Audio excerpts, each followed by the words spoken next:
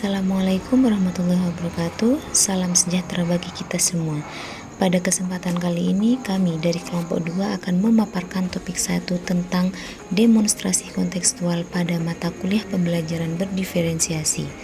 Nah, sebelum masuk pada materi, kami akan memperkenalkan beberapa anggota kelompok 2, yaitu yang pertama Putri Sembadanani, yang kedua Rahmania Mainawati, yang ketiga Nurdini Febrianti, yang keempat Nurunisa, dan yang terakhir Octavia Dwi Wijayanti. Sejatinya setiap individu berbeda antara satu dengan yang lainnya. Nah, begitu juga setiap siswa di kelas pasti berbeda antara siswa yang satu dengan siswa yang lain. Dengan melihat banyak perbedaan antara peserta didik, tentunya perlu adanya pembelajaran yang berdiferensiasi. Sebelum beranjak pada definisi tentang pembelajaran yang berdiferensiasi, perlu kita ketahui di sini terdapat 4 teori yang melatar belakangi perlunya pembelajaran yang berdiferensiasi. Yang pertama, teori sistem ekologi. Yang kedua, teori multiple intelligence. Yang ketiga, teori zone of proximal development. Dan yang keempat, learning modalities. Nah, di sini kita bahas satu persatu. Yang pertama yaitu teori sistem ekologi, di mana teori sistem ekologi tersebut menjelaskan bahwa setiap perkembangan individu dalam interaksinya dengan lingkungan di luar dirinya yang terus-menerus dapat mempengaruhi segala aspek perkembangan. Macam-macam ekologi di sini yaitu ada 5. Yang pertama mikrosistem, yang kedua mesosistem, yang ketiga ekosistem, yang keempat makrosistem, dan yang terakhir yaitu kronosistem. Yang kedua yaitu teori multiple intelligence, di mana teori tersebut atau dalam bahasa Indonesianya biasa disebut sebagai kecerdasan majemuk. Nah, pada teori ini itu disebutkan ada 8 bentuk kecerdasan. 8 jenis kecerdasan itu memiliki komponen inti dan ciri-ciri yang sangat berbeda.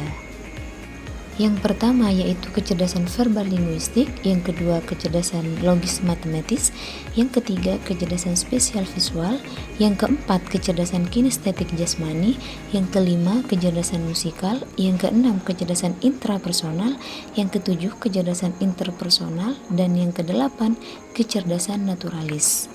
Selanjutnya yaitu teori Zone of Proximal Development atau ZPD, adalah zona antara tingkat perkembangan aktual dan tingkat perkembangan potensial.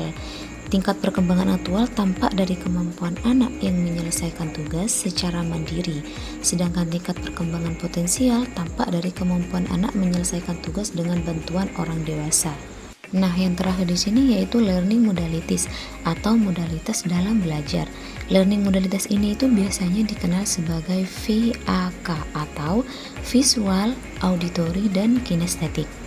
Setelah mengetahui 4 teori yang melatar belakangi pembelajaran berdiferensiasi, lantas apa sih pembelajaran berdiferensiasi itu?